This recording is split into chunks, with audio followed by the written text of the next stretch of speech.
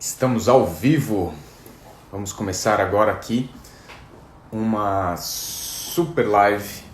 Estou esperando aqui meu amigo Guilherme Rosa, que vai conectar aqui para conversar com a gente hoje sobre dietas da moda e performance. O professor Guilherme Rosa, que dá aula na pós-graduação junto com a gente, que dá a disciplina de carboidratos, divide algumas disciplinas comigo. E logo ele vai estar aparecendo aqui com a gente para a gente poder conversar um pouquinho sobre carboidratos, dietas da moda, performance. Então, logo ele está entrando aí, Gui. Dá um oi para a turma, já já ele está conectando. Fala, Vitor. E aí, Gui? Fala, Brian! Beleza? Tranquilo? Tudo jóia, graças a Deus. Então tá, né, cara? Tá tudo Quanto certo. tempo, né? A gente só se vê no online agora. E a gente se vê bastante virtuais. online, né? Encontros virtuais. E é frequente, né? Ô, Gui, tava conversando. Pode falar. Canequinha aí, ó. Só para lembrar, né? Ai, que saudade do congresso. Saudade de viajar, né? Saudade do congresso. Tava falando com o pessoal aqui, já tem bastante gente online. Legal. E nossa temática de hoje é falar um pouquinho sobre a tua expertise, falar um pouquinho sobre o uso de vários tipos de dietas. A gente hoje é muito comum, né, na internet, no Instagram, em todas as redes sociais, as pessoas procuram sempre por alguma salvação, e aí dietas da moda é o que mais tem, o que mais se vende por aí. Então essa seria a nossa temática de hoje. A gente vai falar um pouquinho das dietas da moda, dietas restritivas ou não de carboidrato, porque tem vários tipos, e aí a gente vai poder ilustrar um pouquinho melhor. E essa relação com a performance. Mas antes de falar disso tudo, acho que é importante falar de quem é o professor Guilherme, né? Acho que as aulas... Isso aí já diz tudo e me derruba, né? Que tu falou, Gui, vamos falar da tua expertise. Eu falei, então vamos fazer um stand-up comedy aqui numa live. Vamos falar um pouquinho de piada, vamos contar umas piadas, então. Vou contar umas piadas aqui. Eu acho que é muito carboidrato na cabeça, cara. E carboidrato, ele mexe no eixo do humor, né? Então, por isso que o meu é sempre muito bom. Tu pensa em carboidrato o dia inteiro, Gui? De manhã, de tarde, de noite, tá pensando em carbo? Pô, tá prescrevendo dieta, fazendo cardápio do Havaí. Tá postando alguma coisa, sempre carboidrato, então a alegria já fica, né? Não tem nem como, né? Não tem como fugir. A Ana já falou ali, ó, rei do carbo. Rapaz, sabe que esse apelido aí é coisa do Valden, né, cara? O Valden um dia fez uma postagem... Nisso, porque o Valden é o campeão dos apelidos, né? Ele é cearense, né? Ele também tem uma veia de humor muito forte, né? Então veio disso. Ele botou esse apelido de rei do carboidrato e ficou esse negócio aí. E a gente usa isso de charge até hoje, né? Nos congressos, nas aulas que a gente vai. Pegou o apelido, pegou. Não tem como mais fugir dele, não tem jeito. Não tem mais. O Cabo King. Tanto que depois a gente conta uma história de uma camiseta que tu comprou para dar uma palestra. Nossa. Essa é boa. Vamos contar no final só essa daí. Deixa para o final. Mas tu formou... A gente estava conversando, eu sei da tua história, mas enfim, acho que é importante a gente conversar. Eu falo que o Gui, ele fugiu de ter aula comigo na Univale. Tu formou na Univale em 2005, 2006, alguma coisa assim? Na verdade, eu entrei em 2000, né? Eu fiz o vestibular de 1999. Na verdade, eu fiz vestibular para nutrição na expectativa que o mundo não acabasse, né? Porque tinha aquela história que o mundo ia acabar no ano 2000. Eu falei, cara, se o mundo não acabar, eu vou fazer nutrição. Então, deu certo. E aí, em 2000, eu comecei e eu fiquei o primeiro ano, eu fazia na Univale, realmente, Balneário Camboriú. E na época o pai não sentiu muita firmeza que eu queria nutrição. Então eu ia e voltava, Brian, naquela época. Balneário hoje é super rápido, né? A gente faz em 40 minutos. Mas naquela época não era duplicado, eles estavam fazendo a duplicação da BR. Então às vezes dava 1h30, 2 horas cada perna, né? Cada ida ou volta. E ele não deixou eu morar em Balneário, não, cara. E aí o que aconteceu? O primeiro ano eu fiz assim, ele foi morar na Espanha. e fazer o doutorado dele. E falou, olha, tem uma oportunidade de ir para lá, e deu super certo. Eu fiquei 2 anos fazendo faculdade de nutrição na Universidade de Valência, na Espanha. Quando eu voltei, eu convalidei as disciplinas na Univale, né? Então ficou uma graduação híbrida, né? Uma parte na Espanha e uma parte no Brasil. A Gabi tá rindo de mim ali, que ele não deixou eu morar em Balneário Camboriú. Eu acho que ele não confiava muito não, Gabi. Mas deu certo. E lá na Espanha, Brian, foi super legal, porque o contato que eu tinha com os brasileiros de lá, todos estavam lá para estudar, né? Mestrado, doutorado, graduação. E lá me despertou essa veia de virar professor realmente, né? Tenho planos ainda de morar fora novamente, fazer uma parte de um doutorado futuro, ou experiências no exterior novamente, né? A que eu tive de 2 anos na Espanha foi muito rica. E eu colho frutos até hoje, né? Então, agradecer a Valéria, eu vi que a Valéria está na live aí. E em 2018 eu dei 6 palestras no Chile pela VP, né? Todas com conteúdo, slide e fala em espanhol, né? Então eu tenho um espanhol melhor do que o inglês, graças à minha graduação lá, né? E isso é uma coisa que a gente fala bastante, né? Até em várias situações eu já vi tu falando espanhol, inclusive quando a gente viajou para congressos, e que tu te expressa muito bem em espanhol, inclusive o espanhol bonito, que é o espanhol da Espanha, né? Muito diferente do Sim, espanhol. Não que o espanhol daqui seja feio, mas o de lá é mais é bonito. diferente, ele é diferente, é. Quando eu falo com os argentinos, até quando eu fui para o Chile, eles falaram, nossa, tu tem uma expressão verbal muito boa, mas não é um espanhol que a gente está acostumado do brasileiro, né? Eu falo, não, é porque o meu veio da Espanha mesmo. Eles falaram, nossa, agora que tu falou, o acento, até as palavras são diferentes, né? Mas é muito legal. E eu voltei pro Brasil, Brian, já com esse desejo de ser professor. Tá na família, né, Gui? Meu pai é professor há mais de 30 anos, né? Que a gente tá tentando aposentar ele agora, né? Tô tentando aproveitar o Covid para aposentar ele. Vamos ver. Ele não quer de jeito nenhum.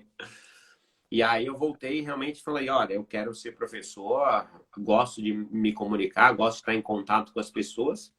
Uhum. E aí, durante a graduação, eu fui montando meu currículo para isso, né? Então, faltavam aí 2 estágios da faculdade, eu já tinha passado no mestrado da UFSC.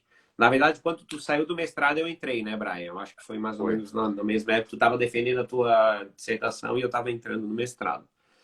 Aí, acabei o Exatamente. mestrado. No primeiro ano de mestrado, eu fui chamado para o Avaí Futebol Clube, Brian. Fui chamado para o Avaí, na época, para cobrir as férias da Adriana. Aí Uhum. acabou que logo depois a Adriana saiu do Avaí e eu tô lá até hoje. São 13 anos de Avaí já, né? 13 anos de Avaí, 4 campeonatos catarinenses, 4 acessos, 4 rebaixamentos também, faz parte. E vamos ver esse ano, né? A gente está em primeiro no campeonato. Acho que tem tudo para ser campeão esse ano de novo, se Deus quiser. Aí Eu garanti minha camiseta já. já garantiu. Então, no Avaí, eu estou esses 13 anos aí trabalhando diariamente com nutrição esportiva voltada à performance, voltada a alto rendimento, né? Lá a gente não trabalha nutrição estética. Tudo que eu faço de nutrição é sempre discutido e argumentado junto do fisiologista e do preparador físico. Então, eu trabalho nós três, né? A gente se fala todos os dias, características do atleta, o que a gente precisa mudar, o que a gente precisa suplementar. Se eu vou mudar o padrão de dieta porque eles mudaram a intensidade ou a prescrição de treinamento físico de algum atleta pontual. Então, é uma nutrição esportiva diferente, não é o consultório, que às vezes você tem 1 hora e meia ou até 2 horas com o seu paciente para pensar, para resolver. Lá é uma nutrição esportiva de tomada de decisões, né? Às vezes o atleta está chegando e tu precisa resolver em 3 minutos aquela demanda que ele trouxe para aquele dia, né?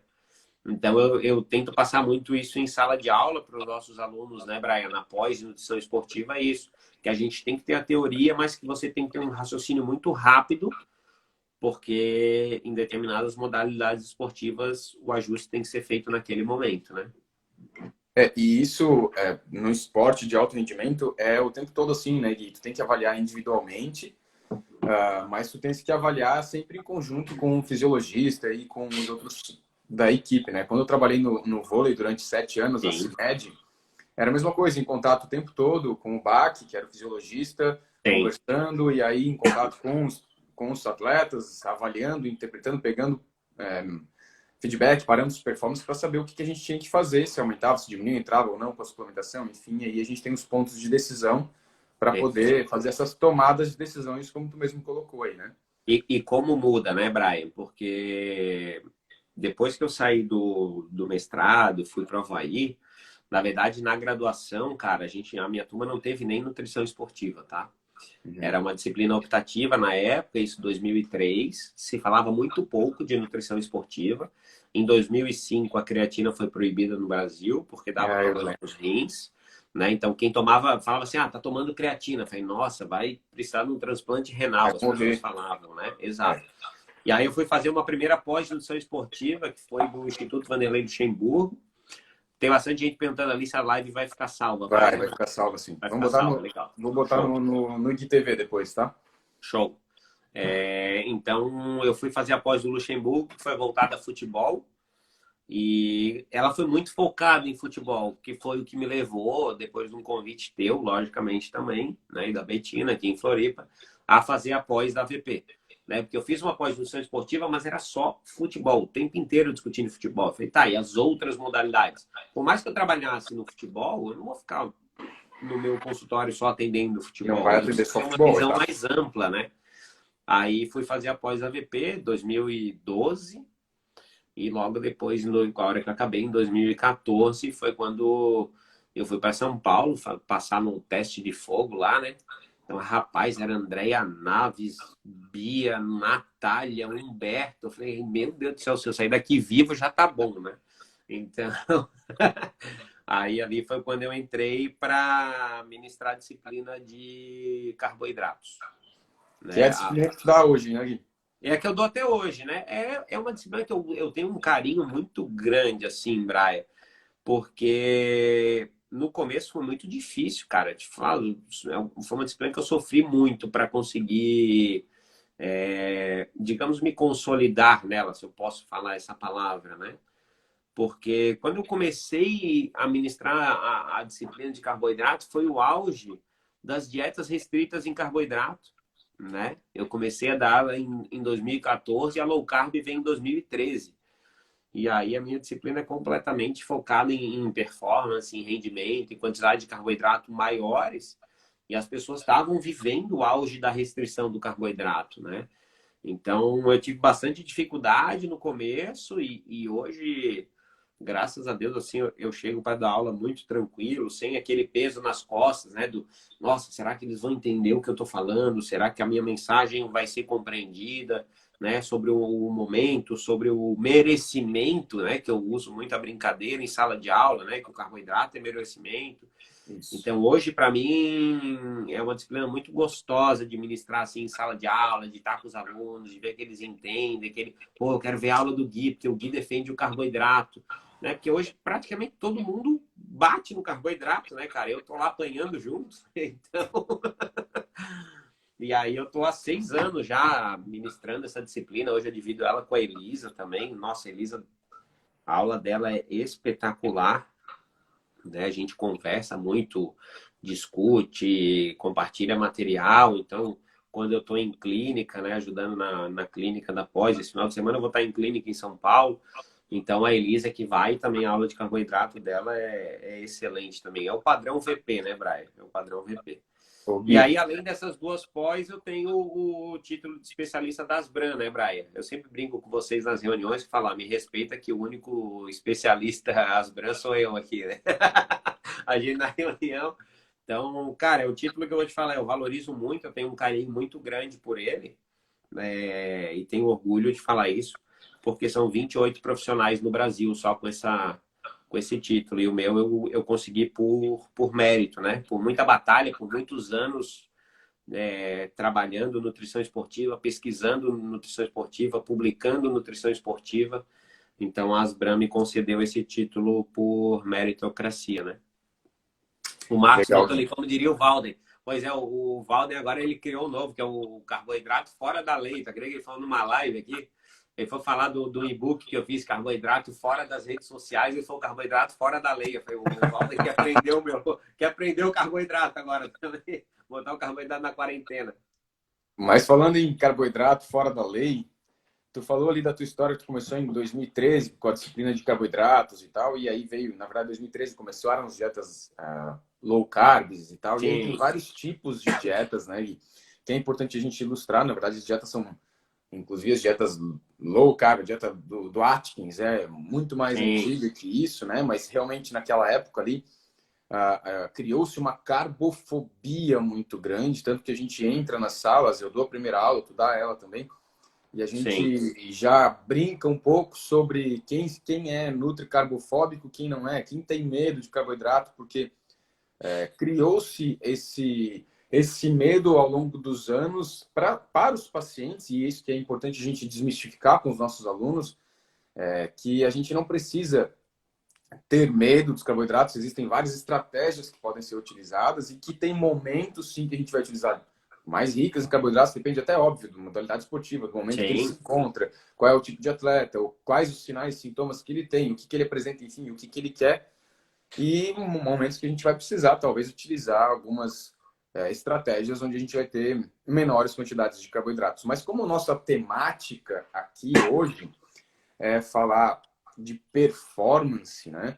Acho que é importante a gente pontuar nesse quesito relacionado às dietas, as coisas, esse link dietas da moda e performance, Gui. perfeito. Recentemente tu fez até no congresso online, eu te sugeri esse tema, essa temática, né? Que é uma temática que vem se discutindo já há alguns anos, e aí, justamente Sim, quando a gente estava conversando, eu te sugeri fazer essa linha do tempo, e tu fez isso muito bem na tua apresentação do Congresso Online da VP, mostrando os momentos em que as dietas entravam, e todos os tipos de dietas e tal, como é que elas se apresentam, perfeito. e até chegar à dieta do ano passado, que foi a dieta do gladiador ali, O que não é uma gladiador. dieta restritiva de carboidratos, mas é um Perfeito. outro tipo de dieta da moda. Ilustra para nós aí, Gui, quais Então, são as comentando até para principais o dietas pessoal aí? que não teve a oportunidade de estar com a gente no congresso da VP, né, Brian? Quando tu propôs o tema, eu fiquei um pouquinho receoso. Eu comentei contigo, tu falou, Gui, mas é um tema polêmico, combina contigo, né? E o tema era da dieta cetogênica ao gladiador, o que temos de evidência científica, né? E ali eu criei uma linha do tempo, e eu acho que o pessoal conseguiu. Depois eu fui ler os comentários, né, sobre a palestra e tudo. Eu gosto muito do feedback, né, Brian? Do que as pessoas acharam. Então é legal a galera, né, botar aqui no chat ou botar depois na live salva a opinião, que é muito importante para o professor isso. E eu criei uma linha do tempo. E, na verdade, essa linha do tempo ficou muito clara que as dietas elas são sazonais. Né? Então, a gente começa lá em 2010, né? Eu fiz um histórico com chá verde, depois vem Uhum. a chia, depois vem o suco verde, depois vem a low carb, depois vem a água com limão em jejum, depois vem a dieta do HCG, depois vem o jejum. Então, cada vez as pessoas iam comendo menos, né? Ia diminuindo a quantidade calórica, estava em 500 calorias do HCG, de repente virou jejum, que é o jejum né? Eu falo, o cara já não come nada, né? Eu falei, até inventarem uma dieta de menos 500 calorias, né? O zero continua sendo o número mínimo, né? Tomara que eles não inventem uma dieta negativa, né? Tu come algo e ele é negativo. Ainda não Mas tem, inventaram essa né? loucura, né? Mas eu também Tem, não né? duvido de mais nada, né? Já tem suplemento aí com gota de suor que hipertrofia, então, cara, tudo é possível, tá? Depois veio a dieta cetogênica ali para 2018, né, tentando colocar um pouco mais de comida, mas com uma restrição ainda de carboidrato, de 50 gramas por dia. E aí, em 2019, é o famoso chutar o pau da barraca, que é a dieta flexível, que fala, não, lógico que você pode comer chocolate, sorvete, e o povo chama isso de equilíbrio, né? Eu não entendo muito bem esse equilíbrio deles, mas tudo bem.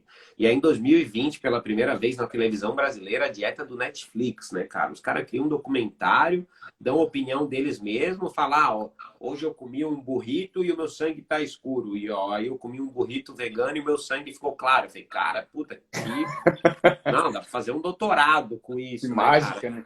Né? Dieta do Netflix. Aí tá lá o Arnold Schwarzenegger né? Falando, pô, temos que virar veganos porque a proteína faz mal. Aí eu jogo no Google. Schwarzenegger tomava bomba e tem um vídeo dele que eu botei no congresso, ele fala, não, porque antigamente eu tomava 3 ampolas de Dianabol por dia. Eu falo, aí, agora ele virou vegano, né, cara? Então o cara passava na agropecuária, comprava o esteroide anabolizante que era do boi, na verdade, na época ele competia com o boi, né?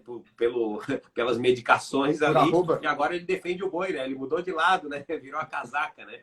Eu falo, gente, tudo pelo marketing, né? Isso é muito doido, né? Então, essas linhas demonstram, Baé, que, na verdade, a dieta da moda, tem que ficar muito claro, o pessoal que está nos ouvindo aí, ela tem uma data de validade, né? Ela tem uma data de validade, porque é muito difícil você se manter num padrão alimentar restritivo. E a grande maior, né, a maior parte dessas dietas aí, ela vem num padrão alimentar de restrição. E é muito mais fácil, é uma conta matemática, e eu passo isso em sala de aula, né? É uma conta matemática. O paciente chegou no seu consultório, Brian, você precisa tirar a caloria dele. Ele tem 70% de carboidrato, certo? Ele tem 15% de proteína e 15% de lipídio. Tu precisa tirar a caloria. Tu vai tirar da onde? Zero de proteína, zero de lipídio? É impossível. Tu tem 70% de carboidrato, tu vai tirar dali. Vou Certo. botar para 50, vou botar para 45. Eu consigo tirar 20, 25% das calorias diárias dele através dos carboidratos. Perfeito? Isso é um ajuste calórico, porque a nutrição ela não mudou desde que a gente dá aula em graduação. Graças a Deus ela não mudou e ela é baseada em balanço energético. Perfeito? Então, eu vou tirar da onde eu mais posso, eu vou tirar dos carboidratos. E eu acho que tem que tirar dos carboidratos, né? Que é onde geralmente os pacientes vêm com consumo exagerado, mas você precisa ensinar o seu paciente a escolher carboidrato, porque ele não sabe. Ele está escolhendo carboidrato no corredor dos chocolates do supermercado, né? Então, eu brinco em sala de aula, falo, olha, teu paciente, você já pegou alguém com 150 quilos que era o fanático por abóbora? O cara comia 2 abóboras por dia, era muito carboidrato vindo da abóbora. Eu falo, não, impossível, né? Mas eu conheço pessoas que comem uma caixa de bis estralando o dedo, né? Quando ele vem e fala, nossa, acabou. Então, da onde está vindo esse carboidrato? Qual é a fonte alimentar? É muito importante eu perguntar isso na anamnese, né? Do meu paciente. E lógico, se eu preciso restringir caloria e o macronutriente que está em destaque na dieta do seu paciente é o carboidrato, você vai ter que restringir, sim, carboidrato. E acho que isso ainda tem que ser falado e discutido quando a gente fala do nosso paciente de forma individual, né, Gui? Que a gente ainda vai fazer uma série de investigações em cima desse paciente e até mesmo discutir, né, desses hábitos alimentares que ele vem, como tu mesmo falou, Sim, embora existam alguns erros metabólicos que fazem com que a pessoa realmente tenha uma tendência à obesidade, isso a gente não sim. discute. E ainda falando em questões genéticas, ainda existem aquelas mesmas alterações genéticas, umas que vão se adaptar melhor, uma dieta mais rica em carboidrato, que inclusive que emagrecem com mais facilidade comendo mais carboidrato, e outras que vão precisar de Sim. uma determinada restrição de carboidratos, com quantidades até um pouco mais baixas do que adequadas, mas mesmo assim ainda se fala de 40% de carboidrato, Exato, na e não verdade, né, de Brian? Tu 10, tem que 15, avaliar o teu 20%. paciente diabético, ele requer uma atenção especial. Teu paciente com resistência à insulina, né? O paciente que acumula muito na região abdominal. Então, são pacientes que têm uma condição clínica que tu precisa observar muito a quantidade de carboidrato dele. Mas eu discuto muito isso com o professor Adriano, que na nossa pós é o que ministra a disciplina de síndrome metabólica e é o expert aí em diabetes. E o Adriano deixa isso muito claro, que a quantidade de carboidrato para um diabético e para um não diabético é a mesma. E você precisa trabalhar a escolha, que é a educação É o tipo nutricional. de carboidrato, né? Educação nutricional. Exato, é o tipo de carboidrato, né? Como a gente sempre conversou nas nossas conversas internas, Sim, não é só o quanto de carboidrato, é como você está comendo esse carboidrato, de que forma que ele está vindo, é da densidade, como a gente conversou em uma outra conversa, da densidade, dessa combinação de carboidratos, gorduras e tal. E exatamente. E hoje o que a gente vê, Brian, é um apelo, logicamente, um marketing muito grande em muitos produtos alimentares com uma tarja de baixo índice glicêmico ou low carb low ou carb, zero carboidrato, que quando você pega a densidade calórica dele é maior do que do produto normal. Porque a partir do momento que eu tiro o carboidrato, eu vou precisar subir lipídio naquilo ali. E o carboidrato tem 4 calorias por grama, o lipídio tem 9, amigo. Então, o teu produto alterado para aumentar a venda, ele tem mais caloria do que o teu produto normal. Então, a gente tem que tomar muito cuidado com isso, né? E além disso, olhar os ingredientes, porque às vezes faz uma troca, tira carboidrato, tira, sei lá, uma farinha, uma coisa, mas adiciona uma gordura de péssima qualidade, que deixa, Custo, além né? de ser Custo, muito né? mais denso, pior, e aí gera mais permeabilidade intestinal, mais alteração metabólica do que necessariamente aquele carboidrato que ele estaria ali. E outra coisa que a gente tem que investigar também, Gui, é como e quando ele está comendo esse carboidrato, né? Acho que alguém colocou ali, porque dependendo da Perfeito. refeição que a gente colocar o carboidrato, dependendo com o que vem junto nessa refeição, a gente consegue ter uma maior quantidade de fibras que vai fazer com que a absorção seja mais lenta. Então a gente tem uma carga glicêmica menor da refeição e aí é muito diferente do que aquele cara que come só uma grande quantidade de carboidrato em um único momento, de forma isolada. Ô Gui, pontou para Perfeito. nós ali, tu falou da dieta cetogênica, flexível, dieta vegana, tá? Mas as pessoas têm muita confusão, Gui, eu no consultório recebo muito isso, né? As pessoas até teve um comentário que mais cedo veio, porque os Aham. pacientes realmente já têm medo de carboidrato. Isso é na verdade, né? Os pacientes já chegam querendo cortar o carboidrato da dieta, né? E aí tu faz várias Perfeito. chargezinhas no teu Instagram sobre como cortar o carboidrato e tal. O meu Faz Instagram, ele uma... é não científico, cara. O meu maior concorrente hoje é o Whindersson, né? É só, meu Instagram é só palhaçada. E é pra divertir o pessoal. Na quarentena eu me esforcei em botar boas piadas aí. Mas, Gui, as pessoas chegam com dúvida no consultório e elas falam, em tal momento eu fiz uma dieta cetogênica, eu quero fazer uma dieta cetogênica. Acho que é importante a Sim. gente pontuar o que é uma dieta cetogênica, porque as pessoas não sabem o que é uma dieta cetogênica, porque elas acham que uma dieta cetogênica é só comer um monte de proteína à vontade. E isso gera uma certa confusão e, Então, na, inclusive, na pode verdade, gerar essa compulsão. confusão, Braia, na verdade, eu venho estudando muito isso, e na verdade, essa confusão, inclusive, ela é científica, tá? Ela é científica, e recentemente a Burke publicou, né, como se ela tivesse refeito um estudo dela, né, que foi questionado em cima de performance e consumo de carboidrato, tá? Então, para o pessoal que está aqui na live com a gente, para eles entenderem, essas dietas que contêm um rótulo, que contêm um nome, alguém fez um padrão alimentar, criou em cima das suas convicções e das suas experiências, lançou um livro e rotulou.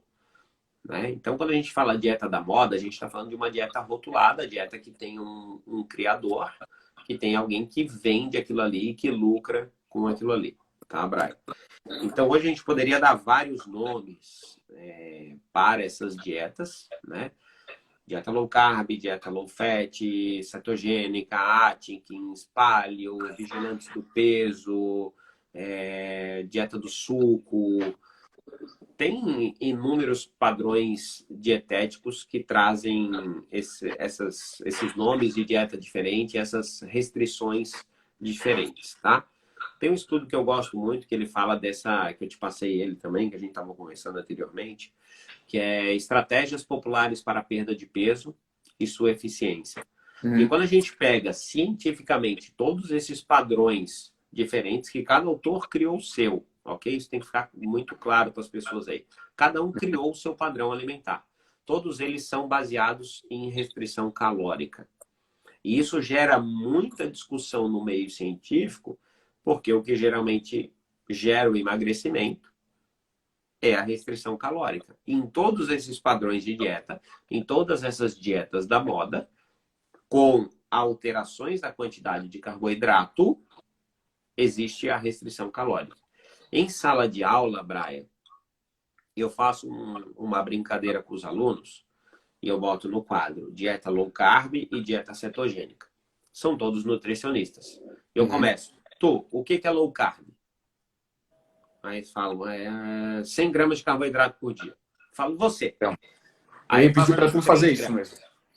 Você, 5. Você, 15%. Brian, numa sala de aula, definições de low carb e cetogênica, elas giram de 15 a 20 definições diferentes dentro de um grupo de 30 pessoas, onde todos são nutricionistas. Então, tu imagina, eu estou numa pós-graduação com nutricionista e a cabeça está embaralhada. Imagina o leigo que está no Instagram. Exatamente. O que falar para ele, ele vai engolir, vai acreditar, vai bater palma, vai falar essa é a solução dos meus problemas, né? Ó, saiu uma dieta nova, e isso gera consumo, né? Gera consumo, gera produto, gera venda. Então, o que os nutricionistas têm que ficar cientes é que o que funciona desses padrões alimentares é a restrição calórica. E aí, ligando ao nosso tema da live, quando a gente pega esses padrões alimentares de forma científica e vai testar isso em um atleta e vamos avaliar variável de treinamento físico, está muito claro que a restrição de carboidrato prejudica a performance. Então a chuva, ela vem da nuvem e vai para o chão. Mas vamos chegar nesse ponto aí. Mas eu acho que é importante aqui, até porque a gente tem nutris e a gente tem pessoas leigas aqui no nosso assistindo, né? Então, tu falou dietas low carb, eu tenho mania de ficar anotando, por isso que eu tô olhando para baixo e anotando aqui. Dieta low carb e dieta cetogênica. Tem diferença entre elas. E tem grandes diferenças entre elas. Né? Então pontua para nós, para o pessoal aí, qual é a diferença entre elas principal? O que a ciência traz hoje, Brian, quando eu passo para eles na aula, dieta cetogênica e performance esportiva, perfeito? Menos do que 50 gramas de carboidrato por dia. Isso. Num período mínimo de 4 semanas. Certo? Então, a grande maioria das pessoas tem muita dificuldade em conseguir chegar ao final dessas 4 semanas na dieta cetogênica. Faz 1, 2 semanas e abandona. Inclusive, claro, não é que eu sou contra a cetogênica, Brian. Eu sou altamente a favor da cetogênica nas aplicações onde ela foi testada cientificamente, onde ela tem respaldo. Então, no Parkinson, alguns casos de oncologia, epilepsia, não em estética e muito menos em performance. Isso está muito claro. Isso, gente, é o que mais tem meta-análise hoje, é que carboidrato aumenta a performance e não gordura. Ah, professor, mas existe uma adaptação e eu consigo utilizar gordura como substrato energético? Sim, em uma atividade física submáxima. Você nunca terá um atleta de alto rendimento submáximo. Então, isso está muito claro na ciência. As pessoas tentam pegar algo que foi testado clinicamente e tentam botar. Eu não entendo o porquê ainda tentam enfiar essa dieta cetogênica meio que goela abaixo dentro da prática esportiva. Já está comprovado que não dá. Não dá, é querer fazer um milagre ou é querer alterar um dado de um artigo para publicar numa revista de menor impacto e sair botando isso em rede social. Porque tá cheio, Brian. Tem uns artigos que eu leio que eu falo, gente, não é possível que isso aqui foi publicado. Que metodologia é essa? Né? E aí você vai lá e, não, tá defendendo a restrição de carboidrato. E olha, eles restringiram o carboidrato por 4 dias. Eu li um artigo esse dia. Restrição de carboidrato por 4 dias e não alterou o desempenho no treino. Eu falo, cara, se ele tava com estoque de glicogênio alto e o treino não depletou o glicogênio, ele aguenta 4 dias. Né? Agora, quem é que... E depende muito do tipo de treino. E depende do tipo de treino, inclusive, né, Gui? Porque se faz um treino, um HIIT de 20 minutos que não vai depletar, talvez, todo o tipo de substrato de glicogênio armazenado. Exato. Agora, uma coisa que você estava falando... E aí, quando a gente fala, né, respondendo aí da tua pergunta, cetogênica, eu respondi pro pessoal. O que é low carb? O que é low carb, Brian? Não sei. Não sei. Eu dou aula de carboidrato, eu não sei. Porque low carb para Atkins é uma coisa. Low carb para vigilantes do peso é outro. Low carb para o pessoal que está aí na internet vendendo isso é outra e é a definição deles, né? Eu acho lindo que eles criaram até a própria definição deles também. Então, as pessoas criam uma definição e falam, low carb é isso e, vamos embora. Então, existem inúmeras definições do que é low carb hoje. Então, você escuta 40% de carboidrato, 45%, 50%. Carboidrato nem se prescreve mais em percentual, se prescreve em grama por quilograma de peso. Então, essa pessoa não sei se ela não está calculando a dieta, de onde é que ela está tirando isso. Então, se perguntar, Gui, o que é low carb? Eu falo, não sei, cara. Gui, mas tu faz low carb para os teus pacientes? Eu falo, não, eu não faço nada para meus pacientes. Eu monto uma estratégia em cima do que ele precisa, em cima da realidade dele, e sigo o American College 2016, que para as pessoas que têm um treinamento de baixa intensidade, eu tenho que dar ali de 3 a 5 gramas por quilograma de peso dia de carboidrato. E isso não é low carb, isso é merecimento. Você treina menos, você come menos. É uma relação simples. Então, né, a frase que tu colocou antes da Burke, né, Brian? Pode repetir ela pro pessoal aí que a Burke colocou essa semana. Ela fala muito isso, né, Gui? E aí a gente logo chega num próximo ponto da nossa discussão aqui. Agora a gente está falando um pouquinho sobre as dietas, certo? Carbo, e low carb e performance. E aí a gente agora vai chegar... tu falou da restrição calórica, né? Sim. E a gente chega num ponto que a gente vem discutindo há bastante tempo, desde 2016, inclusive, quando começou a sair essas pontuações do American College, que ele colocou, na verdade, recolocou, porque esses valores de 3 a 5 já vêm sendo discutidos há muito tempo, inclusive os valores de recomendações de carboidratos já são muito mais antigos, né? Então, que eles só vêm a cada 2 anos que eles vão fazendo os posicionamentos, eles vão mantendo e discutindo com assuntos mais recentes, e na maioria deles chegam sempre na mesma conclusão. E hoje quem lidera, quem está muito à frente disso, é essa Louise Burke, que é uma pesquisadora australiana. Jack Andreff também, né? Jack Andreff, ele trabalha muito com endurance, né? Mais com endurance, exato. E ela faz justamente essa correlação hoje. Eu estava falando em 2016, né? Quando a gente começou a discutir os REDs, as deficiências energéticas relativas ao esporte, que vem com essa história que tu começou ali, do déficit energético e tal. E aí, lá no começo da tua história, você estava falando que das dietas da moda, que não tinham dietas negativas. Na verdade, até existe quando a pessoa treina em excesso e não come nada. Sim. E aí, eu já atendi pacientes, tu já deve ter atendido nas clínicas que a gente vai fazer no Brasil inteiro. O EA negativo, né? EA negativo, disponibilidade energética negativa, ou seja, pessoas que treinam muito, comem muito pouco, e aí levando essa síndrome da deficiência energética relativa ao esporte, que culmina em várias alterações metabólicas, entre de alterações hormonais, de saúde óssea. As alterações hormonais na mulher incluem a amenorreia ou oligomenorreia, que é a diminuição do fluxo menstrual. A gente tem alterações de hormônios tireoidianos, hormônios esteroides, enfim. Várias complicações, desde metabólicas como sistema nervoso central, relacionadas a essa síndrome, que está relacionada ao déficit energético. Mas, nos últimos anos, a Burke e os demais pesquisadores, eles têm falado muito sobre, na verdade, não ser só energética, deficiência energética, e sim restritiva de carboidrato. Porque o carboidrato ele é um moderador de treino.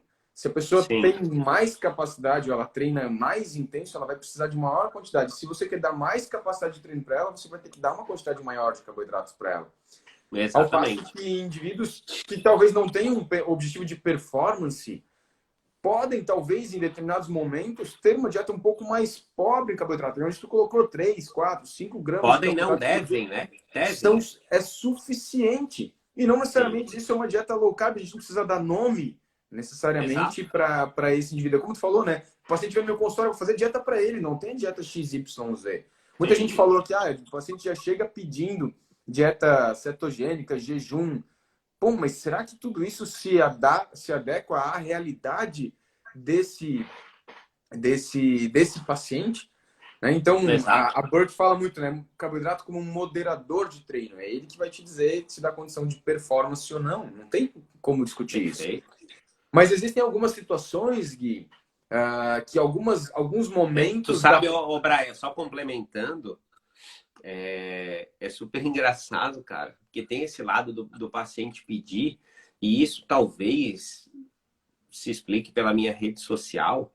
Os pacientes vêm no meu consultório, cara, e falam assim, pô, tu é o que o pessoal come carboidrato e emagrece, que eu quero comer carboidrato e emagrecer. Eu falo, olha, não é uma relação tão simples assim.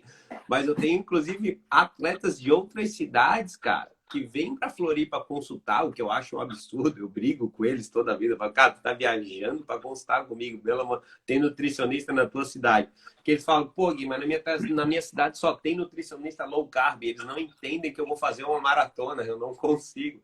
Aí eu fico me questionando assim, tá, mas não te dão? Não, no intratreino não tem. Eu falo, mas não tem um gel de carboidrato, não tem nada? Eles falam, não. Aí eu fico imaginando assim, o cara tá lá correndo e vai tomar o quê, né? Um azeite de oliva, né? Ficar dando goles de azeite de oliva, intra-treino. É um negócio muito louco, cara. Aí as pessoas chegam no meu consultório pedindo para comer carboidrato, cara. Pô, os meus pacientes, eles são muito felizes. Eu já vi alguns comentando aí. E eles sabem mesmo que eu deixo. Chegou uma menina sexta-feira que falou, nossa, eu vim aqui porque eu acho absurdo o pai das minhas amigas ter perdido 14 quilos e ele come pão com mel. Tipo, isso não existe. Daí eu falei, mas como não existe? Ela, eu tô em low carb há 17 anos e não consigo emagrecer. Eu falo, né? Tu quer o quê? O dinheiro da consulta de volta? Tu já tem a resposta. Tu não consegue emagrecer há 17 anos e tu tá em low carb. Talvez eu acho que tu precisa de carboidrato, né? Eu acho que eu vim aqui por isso. Mas Entendeu? Ela tá numa restrição tão grande que agora que ela conseguiu enxergar que ou ela aprende a comer, porque ela restringiu o carboidrato, mas ela está se entupindo de gordura saturada, está se entupindo de proteína. A proteína tem 4 calorias por grama, carboidrato também, amigo. Então, a conta matemática é muito simples. Né? E ela está com um déficit gigante de complexo B, de vitaminas e minerais, que as principais fontes, né? As principais fontes são o alimento. O Márcio, que é o Márcio Engraçadinho. Um abraço, Márcio Engraçadinho. Ele pediu para eu mandar um abraço. Ele mandou um direct para mim hoje cedo, Brian. Pediu para eu mandar um abraço para ele na live aí. Márcio Engraçadinho. O Márcio fala muito isso, né? Primeiro eu preciso, dentro da parte, primeiro eu preciso colocar o alimento, ter a fonte alimentar e depois eu vou suplementar. Então as pessoas chegam com uma dieta extremamente restrita e 4 folhas de receita. Né? Eu penso, tá, cadê a fruta da sua dieta? Cadê a leguminosa? Cadê a verdura? Né? Uma menina levantou ali em cima os alimentos regionais, né, Brian? Riquíssimo, né, cara? Olha quanta comida a gente tem no Brasil e o pessoal não aproveita, né? E fontes alimentares de carboidrato, a gente tem muitas, Brian. Tanto boas quanto ruins. Esse é um grande problema. Eu tenho muito carboidrato bom, mas eu tenho muito carboidrato ruim. E aí, claro, as pessoas colocam tudo isso na mesma panela e chamam de carboidrato. Então, comparam o aipim com um pedaço de chocolate. Eu falo, tá, os dois talvez tenham grande quantidade de carboidrato, mas comparar um aipim e um carboidrato um chocolate é muito difícil, né? Entendeu? É isso que a dieta flexível coloca tudo no mesmo bacia, né? Bota tudo na mesma bacia e fala, é carboidrato e joga em qualquer lugar.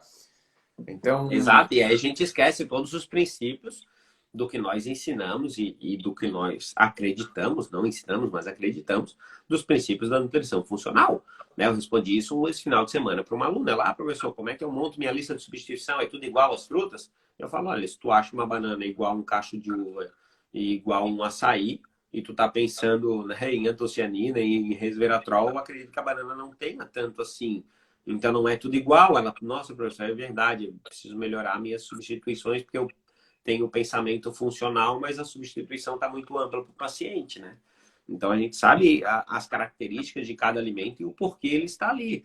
E a gente perdeu nos últimos anos, Brian, eu estava vendo dados aqui de obesidade. Obesidade tá hoje mais de 20% da população brasileira é obesa, né, Brian? Mais de 20% da população brasileira é obesa. Não estou falando de excesso de peso, eu estou falando de obesidade, né, cara? Obesidade é um quadro extremamente complicado. Então, é um público que consome isso, consome uma dieta milagrosa, consome um emagrecedor, consome medicação, e é uma luta muito grande deles para tentar perder peso, e muitas vezes eles enxergam essa dieta rotulada, uma dieta que tem, né, grande apelo em rede social, como talvez a solução dos problemas deles.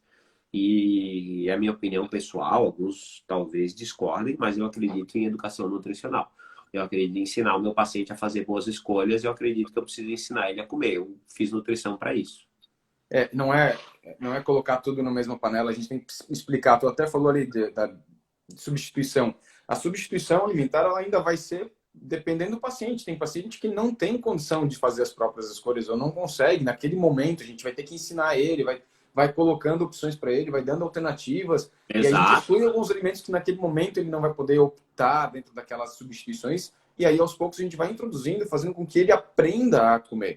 Teve gente que colocou ali, a Roberta falou sobre nutrição comportamental, a dieta comportamental, qual a opinião aí. Eu acho que não é rotular, mas eu acho que é justamente a gente fazer a dieta ajustada à realidade daquele paciente. E a realidade incluindo a capacidade que ele tem de lidar com o alimento, de lidar com a comida. Tem momentos inclusive em relação à compulsão alimentar e tal. E aí a gente poderia puxar lá para dietas muito restritivas em carboidratos, aumentando compulsão alimentar. Enfim, sim, tem vários outros pontos. As estratégias são super interessantes e estão aí para serem utilizadas, né? Agora, eu não preciso rotular a minha dieta e eu não preciso rotular o meu consultório e eu não preciso me rotular, né? Então, tem gente que esquece o sobrenome do pai e da mãe e se rotula como low carb, né? Guilherme.low carb. Eu fico apavorado. Eu falo, gente, ela nasceu do quê, né? Ela nasceu do cruzamento do abacate com azeite de oliva, né? Porque não tem sobrenome. Então, não fazer isso, né, cara? Vamos tratar cada paciente como um ser individual, que precisa de atenção, que eu posso trabalhar em estratégias. Tem paciente meu que eu falo, olha, eu vou precisar mexer no teu carboidrato, nós vamos precisar reduzir um pouco. Né? Agora, na quarentena, as pessoas reduziram muito a atividade física, as pessoas estão confinadas, mas eu também não posso jogar na quarentena o carboidrato lá embaixo, porque eu mexo diretamente em duas coisas, que é a performance, que é o tema da nossa live, e eu mexo também na questão do humor, na parte emocional do meu paciente. Eu mexo no sono do meu paciente. Então, exato, será que é o momento agora, né, de uma quarentena, eu botar o meu paciente em restrição desse macronutriente ou não? Vamos lá, você vai ter mais tempo em casa, vamos fazer melhores escolhas, né? Isso é muito importante também.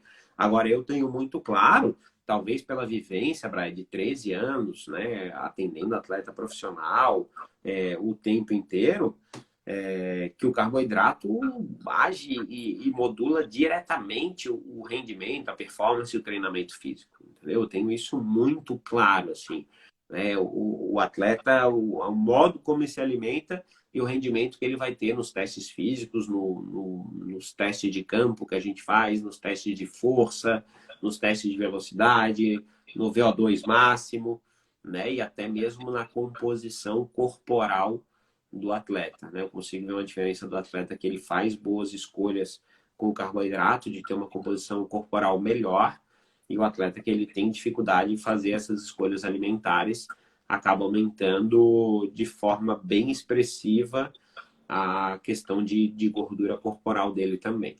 E de gordura localizada, inclusive, né, Gui? Principalmente na região abdominal.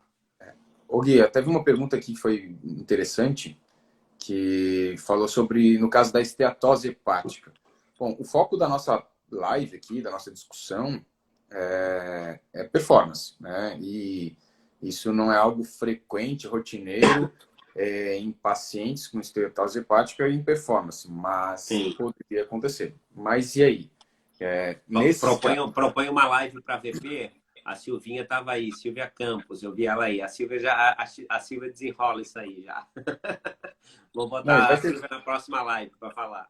Vamos ter inclusive outras lives já programadas para o próximo. Isso, de clínica. Inclusive tem vários professores, né, aí. O Valden é um deles que já está na programação para a gente falar. E aí a temática muda totalmente. Mas, Gui, a gente tem 12 minutos para a gente finalizar a nossa live. Perfeito. E nesse finalzinho aqui, eu acho que é importante a gente pontuar, então, né? A gente falou de dietas low carb, a gente pontuou que pode ser interessante algumas estratégias low carb em determinados momentos, inclusive da periodização do atleta. E aí existem vários tipos de estratégias low carb. Em um outro momento a gente poderia ficar uma live inteira falando sobre elas. Acho que não é o ponto principal. E muitas dessas estratégias que a gente fala de biogênese mitocondrial, que é para melhorar a atividade das mitocôndrias, não são nem aplicáveis em atletas de alto rendimento, porque uma das grandes discussões que a gente faz é justamente porque esses atletas são naturalmente adaptados, até pela modalidade, pela quantidade de treino que ele faz, da realidade que ele tem, e que muitas vezes eles acabam treinando com baixa reserva de glicogênio, e isso é importante a gente pontuar para os nossos alunos, né? Que não é necessariamente uma dieta pobre em carboidrato, é treinar com baixa reserva de glicogênio, e isso pode ser feito com uma dieta rica em carboidrato, inclusive, e uma das estratégias chamadas Sleep Low é justamente isso. Sim. Que é para ativar a MP-quinase, que vai induzir uma biogênese mitocondrial. E a gente tem um caminhozinho até chegar lá, mas que não necessariamente a gente tem dietas pobres em carboidratos para poder fazer essa ativação. E o atleta de alto rendimento, ele se beneficia muito pouco disso. E os estudos mostram isso, né? Inclusive aquele da Burke que ela citou, que tu mostrou no ano retrasado, que ela fez só com 3 semanas e agora ela refez com o pessoal de marcha atlética. Ela mostrou, inclusive, em palestras recentes que ela deu. Perdendo performance naqueles que fizeram até mesmo as periodizações de carboidrato. E o que tem que ficar muito claro, Brian, é que existe essa via, né, de restrição, de baixar os estoques de glicogênio para tu ativar a MP quinase e principalmente a via da SIRT1, mas que a própria atividade física faz essa ativação metabólica também. Você não precisa fazer a restrição de carboidratos. Então, quando eu penso em ativação, em biogênese mitocondrial de um atleta, cara, se desse para comprar mitocôndria dos meus atletas, eu compraria, entendeu? Eu falo, cara, me vê aí 50 mitocôndrias tua, porque, cara, é uma mitocôndria altamente ativada já. Não preciso restringir carboidrato para ativar aquela mitocôndria, né? Então, pensar um pouquinho nisso. Até que ponto eu vou conseguir observar isso numa melhora de performance? Eu te digo, eu não vou. Eu não vou. É muito difícil eu conseguir observar isso.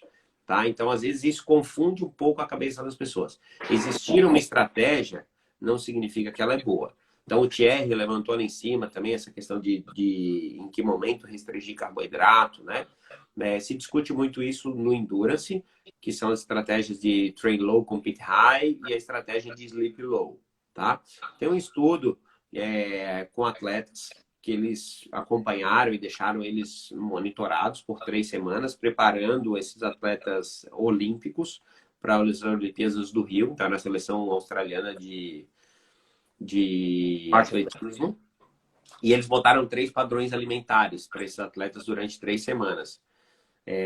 Carboidrato alto o tempo inteiro, a mesma quantidade de carboidrato com estratégias diferentes, que era o Train Low, Compete High e o Sleep Low. Então, eles faziam ciclos de carboidrato durante a semana.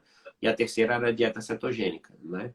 Dieta cetogênica, eles pioraram a performance dele depois de 3 semanas de treino. Eles ficaram pior do que eles estavam com a dieta cetogênica. Tanto esses grupos periodizados quanto o grupo com carboidrato mais elevado, Brian, eles melhoraram a performance. Mas a diferença do grupo que manteve o carbo alto o tempo inteiro foi melhor do que periodizar carboidrato. Então, a periodização de carboidrato, ela existe. O Train Low, Compete High, o Sleep Low existem. Mas quando comparado em estudos científicos com High Carb, na mesma quantidade, sem usar a estratégia, sem a estratégia a performance é melhor. Então, se discute muito isso, se o nutricionista ele tem total controle dos macro, meso, micro ciclos de treino para saber o momento em que ele vai entrar e que ele vai reduzir o carboidrato ou não. E o que a gente mais vê hoje são pessoas treinando sem periodização ou de nutricionistas que não sabem avaliar essa planilha de treino do atleta. Então, até que ponto essa estratégia vai ser benéfica? Né? Existe, mas no padrão comparativo não se mostrou com um melhor resultado do que uma dieta high carb o tempo inteiro, digamos assim. Tá? Até que ponto e até que ponto e até para quem, né? Porque, por exemplo, nesse caso da Burke ali, que ela usou aquele grupo periodizado que usava 6,8 gramas de carboidrato por quilograma de peso, todos eles eram atletas de alto rendimento, que não tinha discussão, eles iam precisar de grandes quantidades de carboidrato.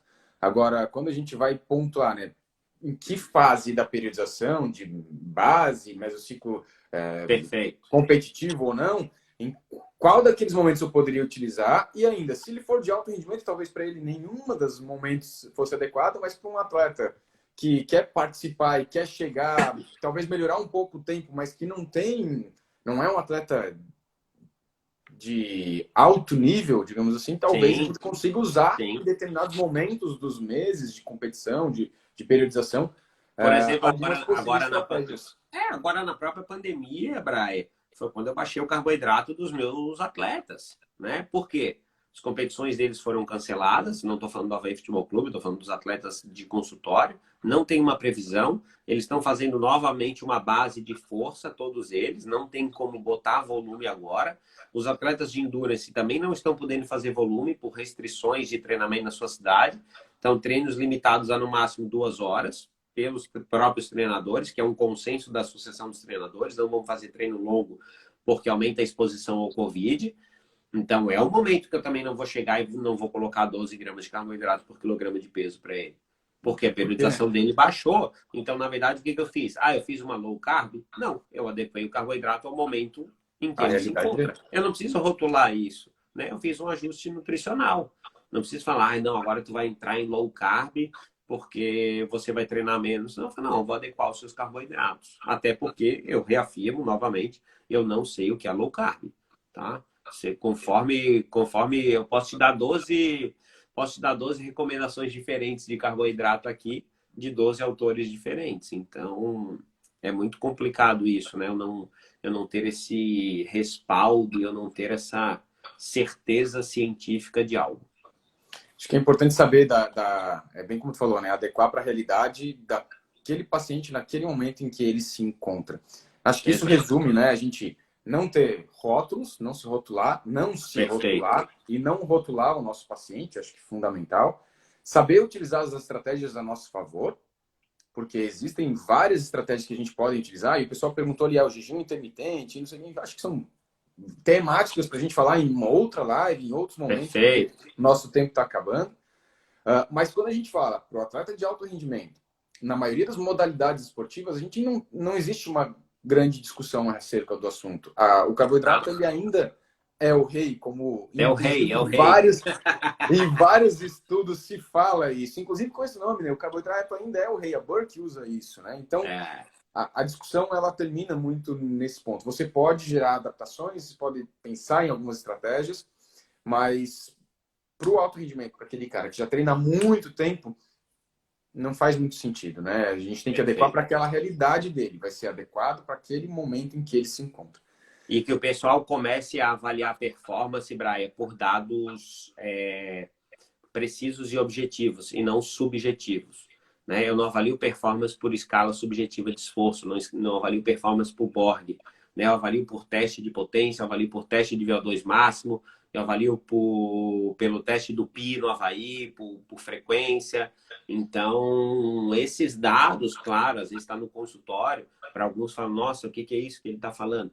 São dados que quem trabalha com o atleta tem em mãos, mas que cada vez mais, se a gente começar a pedir para o nosso paciente trazer a planilha de treino, trazer as zonas de treino que ele está fazendo, né, discutir, ter contato com os preparadores físicos, tão importante para os educadores, né?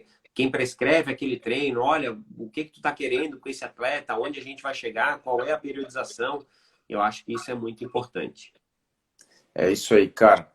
Gente, acho que é isso. Vi vários comentários, vários professores participando. Marcinho, Valden tá aí também. Via a Michelle aí, via a Silvinha, Lu, a Ana. O Benson é um fenômeno, cara. O Benson tirou a melhor foto com carboidrato que eu já vi até hoje. Ele ganhou até um livro na época, velho. Uma figuraça lá da terra do Adriano. Maravilha. Gui, quer deixar um recado final para eles? Pro último... Como um carboidrato. come treino, né? Como um carboidrato. Mas principalmente, né? Façam por merecer, pelo amor de Deus. Depois vocês vão engordar e vão falar que é culpa minha. Então... Ei, Brian, vou finalizar com aquela frase que eu falei em 2017. E eu boto ela em todas as minhas aulas de pós, cara. A hora que eu acabo a pós, eu acabo com essa frase, né? Vamos acabar a live assim. Não tenho e nunca tive medo dos carboidratos. Na verdade, eu tenho medo das redes sociais, meu amigo. É isso aí, cara. Gente, ó, quem quiser mais, entra no Instagram do Gui, acompanha. E agora na VP, na próxima semana, a gente já tem mais lives. E, não podemos esquecer, Gui, já vai estar sendo lançado essa semana os calendários das nossas próximas turmas, que vão ser abertas agora no próximo semestre.